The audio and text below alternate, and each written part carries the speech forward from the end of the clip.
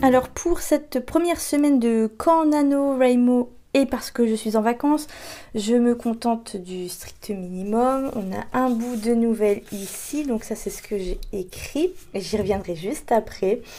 La souris de blanc, le stylo bic, le stylo plume. Et ici on part sur un bout de réécriture. Et puis mon carnet Indiana Jones et le temple du péril. Ah, mon carnet, c'est pas un carnet, c'est un cahier.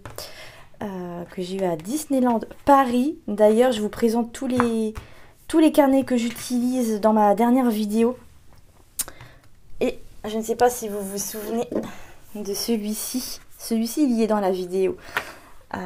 Avec le labyrinthe d'Alice. Puisque c'est mon carnet de boîte à outils d'autrice. Donc pareil, Disneyland. Et le troisième, c'est la tour de la terreur. J'aime beaucoup ces cahiers. Parce que il n'y a pas de petits dessins dedans. Ce sont des pages complètement lignées. C'est facilement transportable.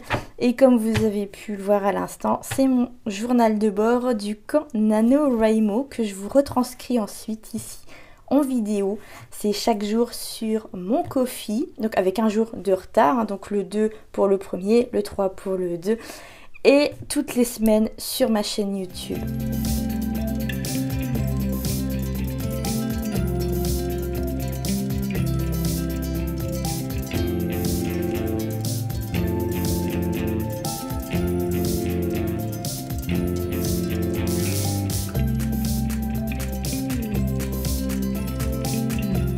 Alors comme je vous le disais, moi j'ai commencé à travailler sur ma nouvelle qui je pense tiendra plus de la novella que de la nouvelle.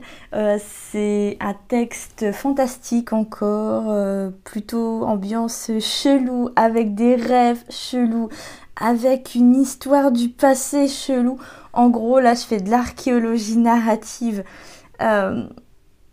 Ce que moi j'appelle de l'archéologie narrative, c'est-à-dire quelque chose que j'ai beaucoup fait sur Margaret, sur l'écriture de Margaret, c'est que j'ai travaillé en termes d'écriture par couches successives du passé. C'est-à-dire comme quand on creuse la terre et qu'on voit les strates de minéraux. Et au fil de ces strates de minéraux, on arrive à remonter le temps d'une certaine façon. Par exemple, s'il y a une éruption volcanique, ce sera inscrit d'une certaine façon dans la terre. Ben là, c'est exactement pareil. Je fais de l'archéologie narrative et au fur et à mesure que je creuse les origines des personnages, je me rends compte que j'ai envie de creuser les origines des origines. Donc, par son écriture, cette nouvelle ressemble beaucoup à Margaret, par ma façon de travailler dessus. Et puis bon, c'est une nouvelle qui parle du passé, forcément ça m'intéresse, donc c'est lié à un fait divers. Là pour l'instant je suis en mai 95, à la mi-mai 95. J'avais 6 ans. et c'est super pour moi d'écrire sur une période que j'ai connue. Sur des années que j'ai connues, parce que moi j'écris beaucoup sur des années que je n'ai pas connues, l'Angleterre victorienne, hein. Forcément, je ne suis pas un vampire. La Belle Époque aussi, pareil, donc un petit peu après. Tout ce qui va être les années folles aussi, pas mal. Mais en tout cas, écrire sur les années 90, ça m'est arrivé là tout récemment dans un roman que je viens de terminer. Et c'est tout. Et c'était super d'écrire pour moi ces personnages dans ces années-là que j'ai connues, les années dans lesquelles j'ai grandi. Je suis née en 89 donc.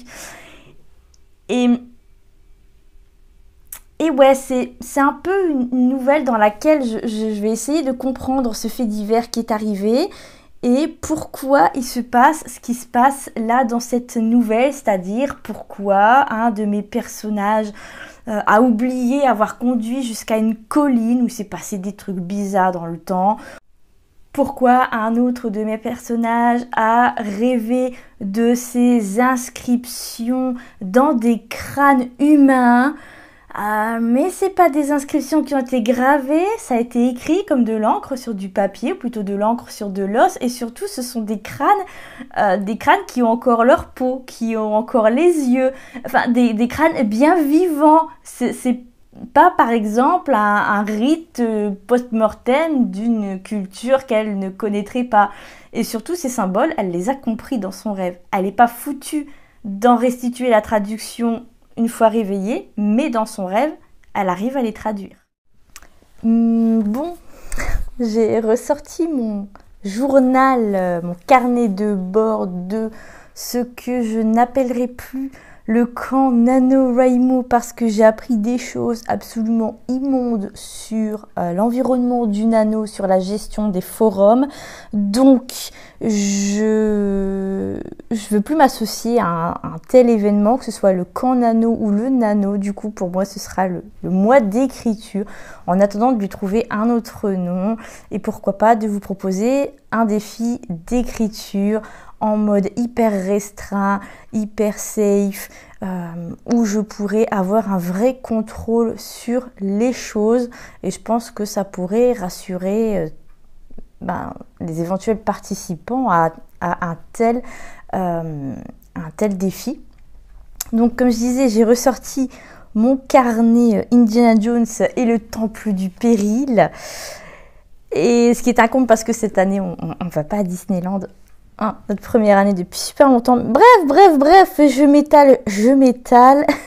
Ma nouvelle en ce deuxième jour de mois d'écriture avance plus dans ma petite cervelle que sur le papier. Il faut dire aussi qu'en ce moment, je suis en mode ressourcement parce que ce sont les vacances jusqu'à vendredi. Enfin, si on inclut le week-end jusqu'à dimanche, je reprends lundi. J'ai commencé et même presque fini le tome 4 de Blackwater, La Guerre. D'ailleurs, qui s'appelle La Guerre, même si je trouve que c'est pas le centre des préoccupations au début de ce tome. C'est plus vers la moitié, un petit peu, où ça commence à avoir des conséquences sur la famille Keski, si on prononce bien ce nom de cette façon.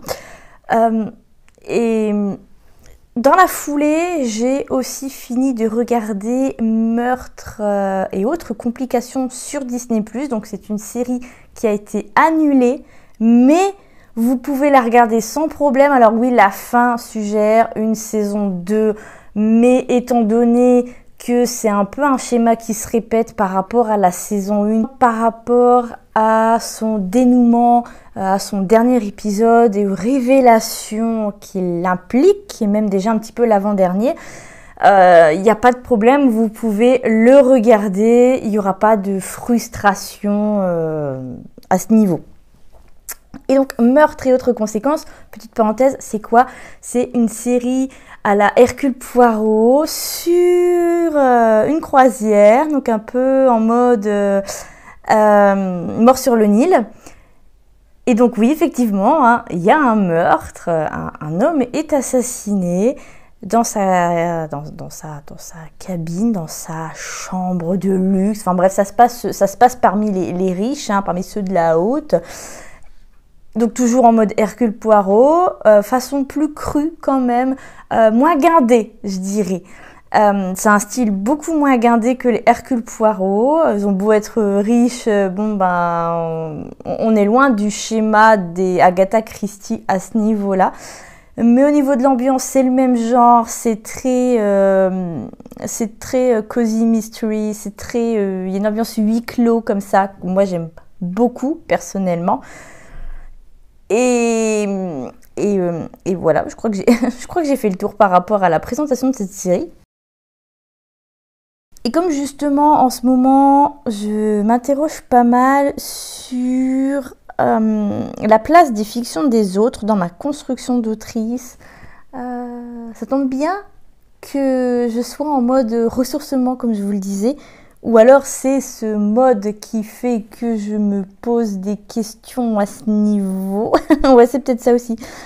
Alors, je vais pas vous le cacher, cette série est un brin brouillonne. Il y a beaucoup de choses intéressantes, notamment tout ce qui a trait à la mémoire, à la fragilité des souvenirs. et au fait qu'on ne puisse pas lui faire confiance à cette mémoire. Il n'y a qu'à voir comment on idéalise adulte des séries qu'on a adorées quand on était gosse, et quand on les regarde avec nos yeux d'adulte, on se prend une tarte. Mais la construction au fil de la mémoire qui se tisse à nouveau, qui se tisse au fil des révélations et du travail de l'héroïne sur cette mémoire, c'était risqué, et c'est à mon sens ce qui a rendu la série brouillonne. Par contre, j'ai apprécié de voir se boucler certaines intrigues avant que d'autres soient mises sur le tapis ou complexifiées.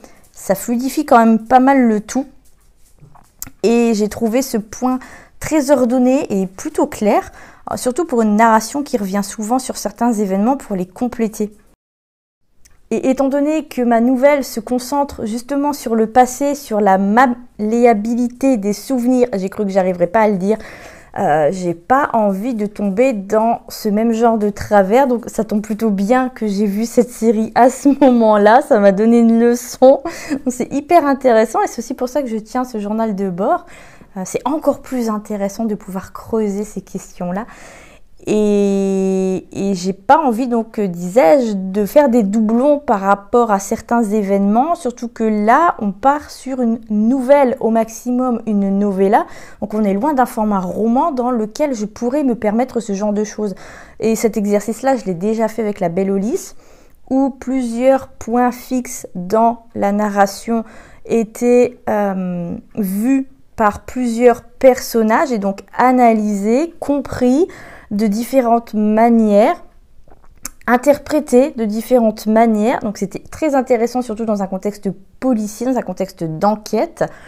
Mais là, dans une nouvelle ou maximum une novella, quelque chose qui sera donc plus court que La Belle au Lys. La Belle au Lys, c'est aussi une novella, mais voilà, c'est plus long déjà. J'aimerais, autant que faire se peut, éviter ce genre de bordel. Je vais continuer ma lecture de Blackwater 4 et pour l'instant, donc il y a 6 tomes en tout, je ne saurais toujours pas vous dire pourquoi cette saga fonctionne autant sur moi. D'autant plus que tout ce qui est saga familiale, c'est absolument pas mon délire de base. Je me suis un peu laissée avoir par l'enthousiasme général l'année dernière, fin 2022 et en 2023 autour de ces livres. Et surtout les couvertures de chez Monsieur Toussaint l'ouverture sont absolument magnifiques. Regardez-moi ça, ça brille et tout. Quoi qu'il en soit, point de vue de gestion des personnages, c'est de l'excellent travail. J'ai absolument rien à redire. Les personnages sont assez nombreux et pourtant ils sont hyper bien gérés. Donc si vous êtes du genre à galérer pour la gestion de vos personnages, franchement, lisez les Blackwater. Vous allez vous prendre plein de leçons dans la foulée, en plus de passer un bon moment. C'est clair, limpide, amené là où il faut, quand il le faut. Alors par contre, pour la temporalité, c'est vrai que je trouve l'ensemble un peu plus foireux. Pas assez ancré, je dirais, dans chacune des époques que traversent les personnages. Là, on part sur une vingtaine d'années depuis le début du tome 4 quand même. Et donc, j'ai du mal à m'attacher aux personnages.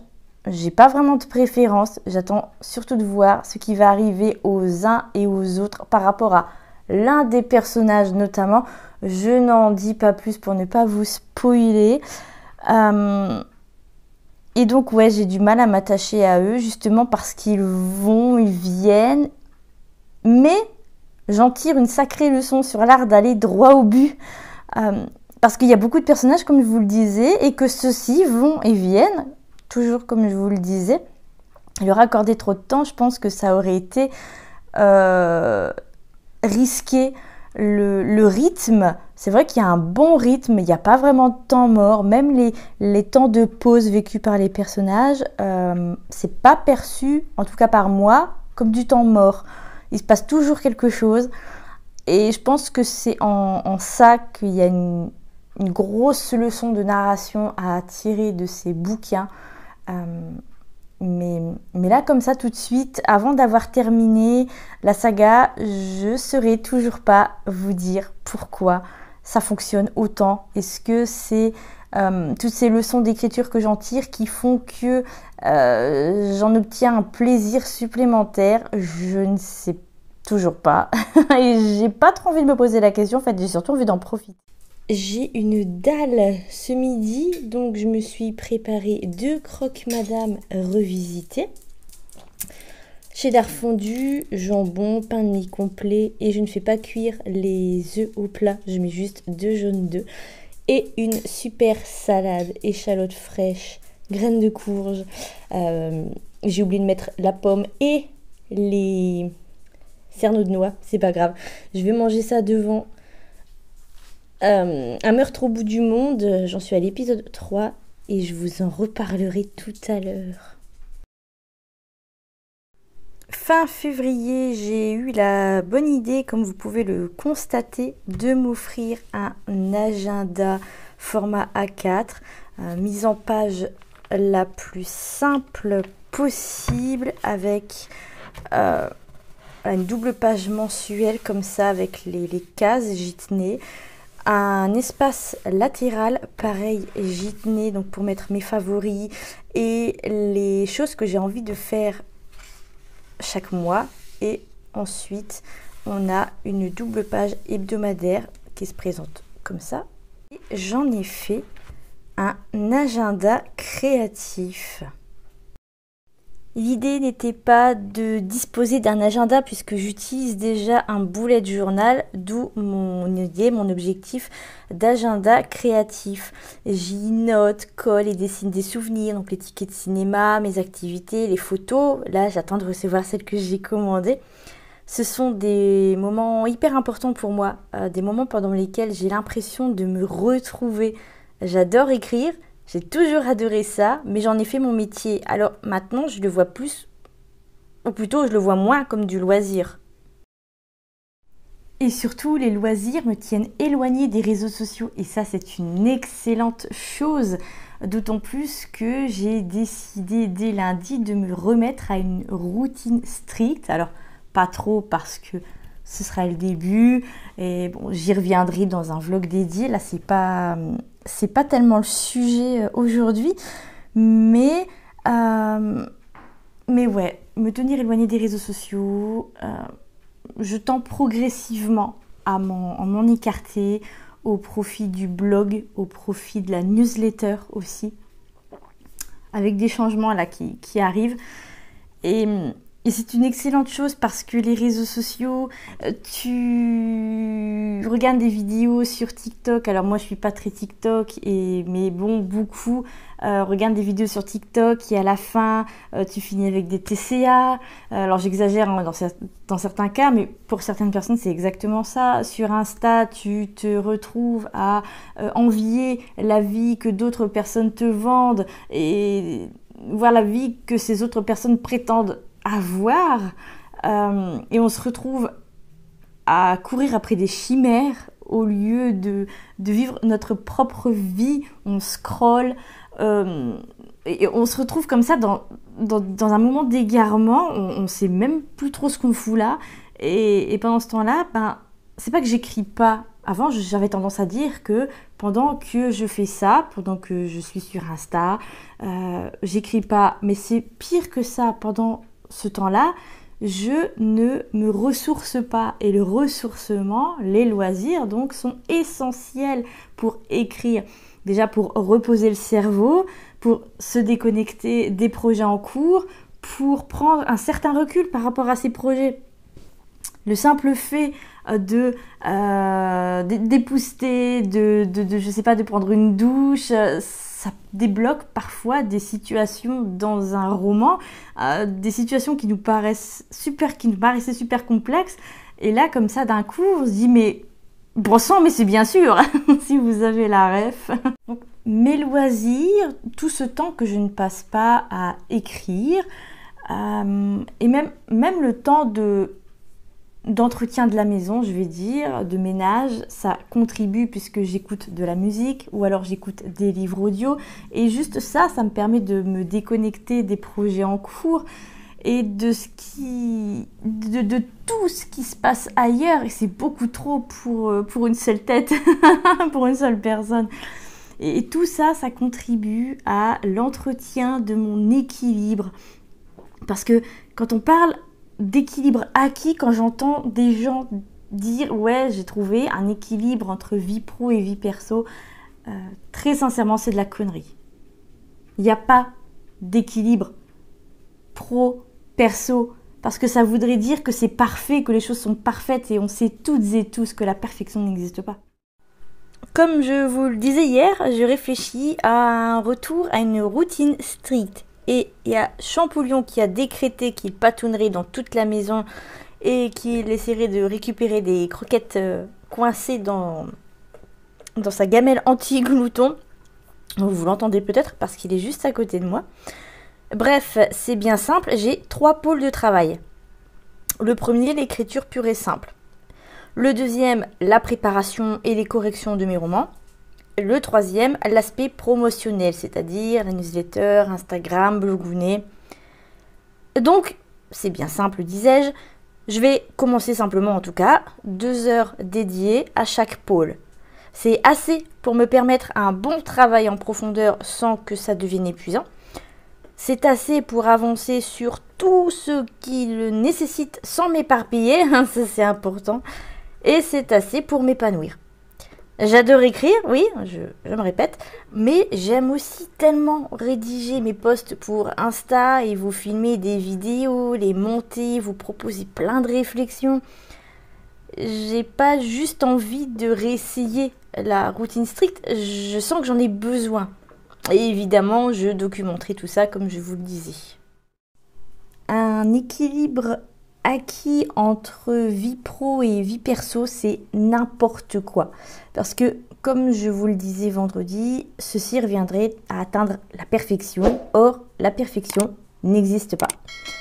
Un équilibre, ça se nourrit. En ce moment, je mets en place des choses dans le but de maintenir cet équilibre. De le maintenir. Sans moi, il dégringole. La routine plus stricte, c'est en ce sens. Mon éloignement progressif des réseaux sociaux aussi. Enfin, je dis réseaux sociaux, mais en fait, ça n'inclut qu'Instagram. Si je poste aussi sur TikTok, je n'en consomme pas les contenus et je n'en ai jamais eu envie. Le dimanche, j'ai mon petit rituel pour une semaine productive, tout en conservant du temps pour les loisirs, parce qu'autrement, l'équilibre serait rompu. Donc, on a le meal prep autant que possible, bien sûr, mais surtout, on a la préparation de ma double page hebdomadaire de bullet journal, laquelle me permet notamment de savoir quoi poster en story. Mais c'est une autre histoire que je vous raconterai demain, ma gestion du bullet journal, notamment dans le cadre de ce mois de l'écriture. Donc demain, dans la vidéo du jour, rendez-vous sur Ko-fi pour en profiter. Les vidéos quotidiennes sont disponibles à absolument tous les paliers, donc peu importe lequel vous choisissez, vous aurez accès à ces vidéos quotidiennes pendant tout le mois d'avril.